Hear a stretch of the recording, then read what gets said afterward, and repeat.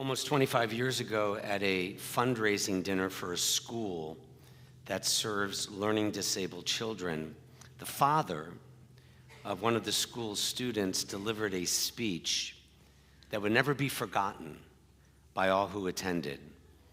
After extolling the school and its dedicated staff, he offered a question. Everything God is supposedly done with perfection, yet my son, Shay, cannot learn things as other children do. He cannot understand things as other children do. Where is God's plan reflected in my son? Well, the audience was silenced by the query. And finally, the father continued, I believe that when God brings a child like Shay into the world, an opportunity to realize the divine plan presents itself. And it comes in the way people treat that child. And then he told the following story I was reminded of with the Major League Baseball playoffs starting this Thursday. It's a most unusual baseball story. Shay and his dad had walked past a park where some boys Shay knew were playing baseball. And Shay asked his daddy, do you think they'll let me play? Shay's father knew that most boys would not want him on their team, but the father understood that if his son were allowed to play, it would give him a much-needed sense of belonging. So Shay's father approached one of the boys on the field and asked if Shay could play.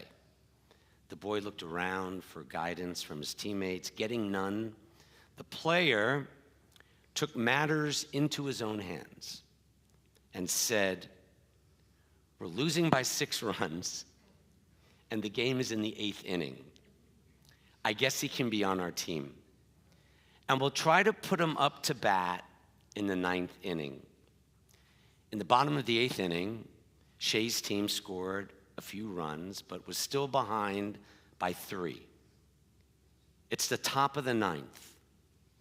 Shay put on a glove, played in the outfield, and although no hits came his way, Shay was obviously ecstatic just to be on the field, grinning from ear to ear as his father waved from the stands.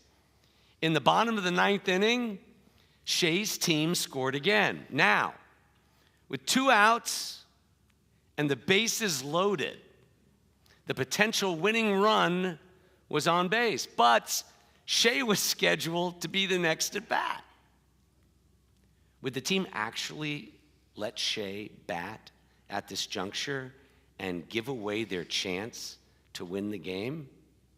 Surprisingly, Shay was given the bat. And the first pitch came and Shay swung clumsily and missed.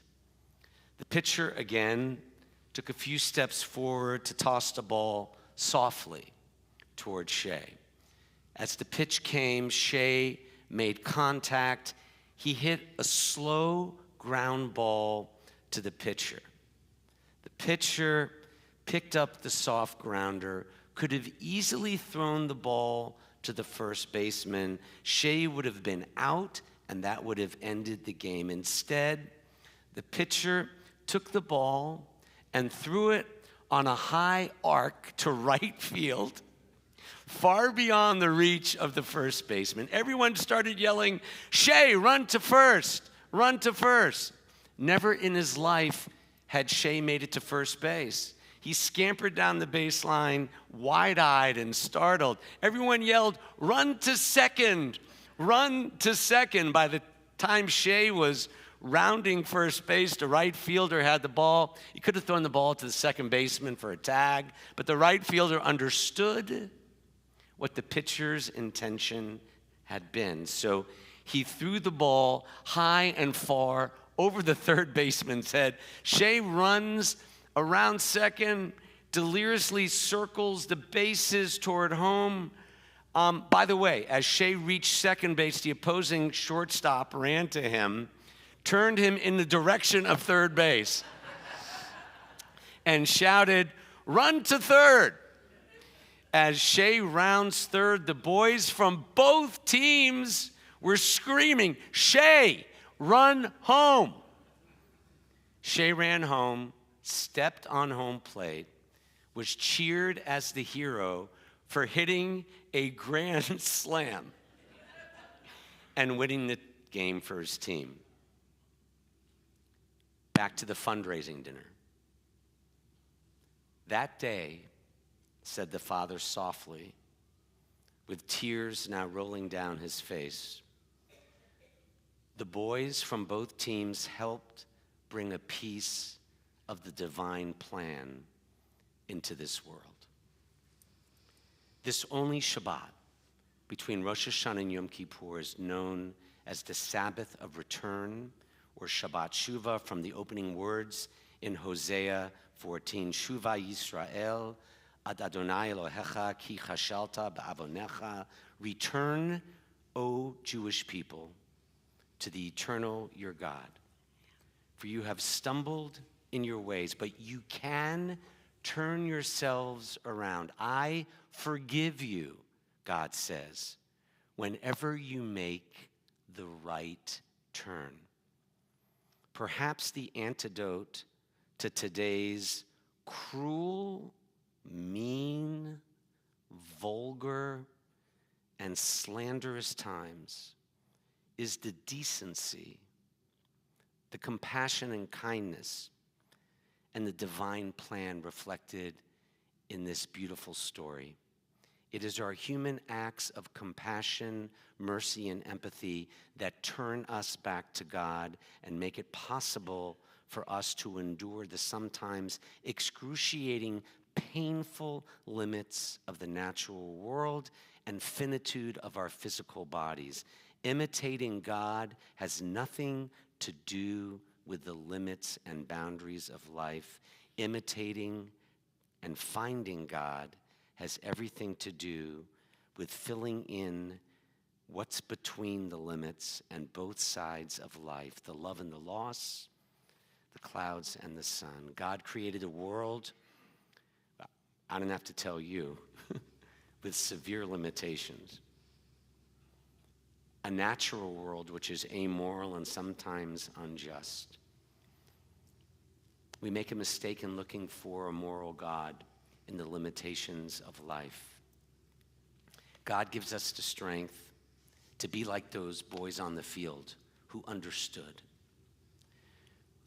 One of the great proofs of God's whereabouts, I believe, is in the compassion and outpouring of love and support people extend to not just Shea, but to each other in times of great distress. I've long believed God weeps with us, not against us. And if that's true, then God is in the human touch, in the faces, the hugs, the silence, and the love of those who stand with us and by us, no matter what. God, like love, works through people in this world. During these difficult days for our nation, for Israel, for the world, we still embrace hope and a faith rooted in the belief that we can still face the future brimming with possibilities, no matter what befalls us. May the happiness and love of Rosh Hashanah linger as long as the leftover honey cake in some of your houses. And may the forgiveness and new start Yom Kippur offers on Wednesday inspire us to become better people like Shea's teammates on and off the field. This Sabbath of Return, the High Holy Days in general, explore themes of perception, growth, the complexities of life, as Rabbi Sternberg was alluding to. How something's lost, but something's gained in living every day. How our understanding of love and life and loss evolve over time. Sometimes there are no answers, just more questions. Yet as you'll see on the sheet, through all the clouds, Life is still too meaningful to be meaningless, even if we don't always know why things happen as they do.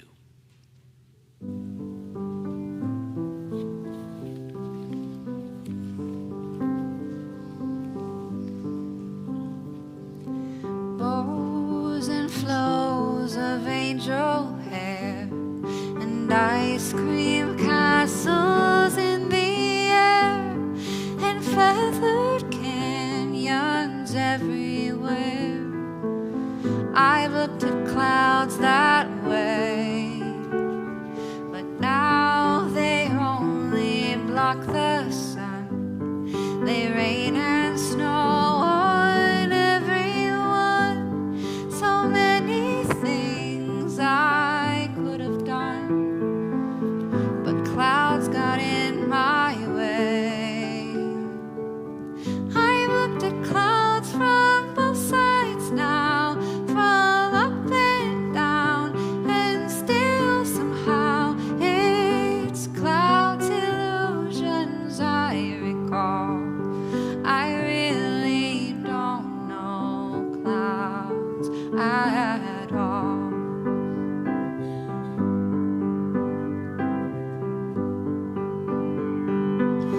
Moons and Junes and Ferris wheels, the dizzy dancing where you feel as every fairy tale comes real.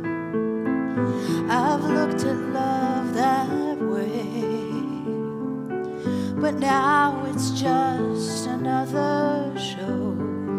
You leave them laughing when you go, and if you care, don't let them know.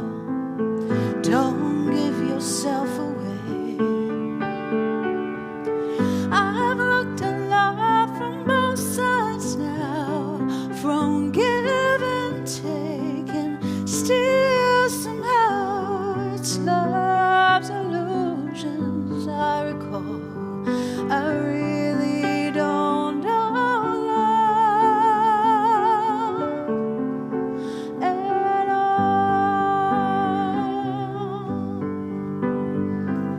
Tears and fears and feeling proud to say I love you right out loud. Dreams and schemes and circus clowns. I've looked at life that way, but now old friends are acting strange. They shake their heads, they say I've changed. Well, something's lost, but something's gained.